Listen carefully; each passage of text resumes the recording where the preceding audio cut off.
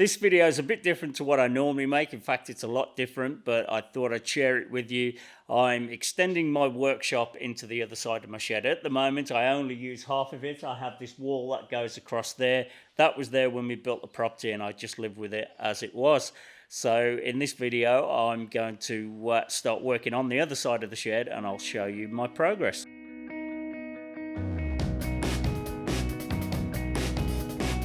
This racking was already here too. It wasn't well built. I've got Bradley helping me take it down, and we're going to de-nail the studding and the plywood shelves and reuse them.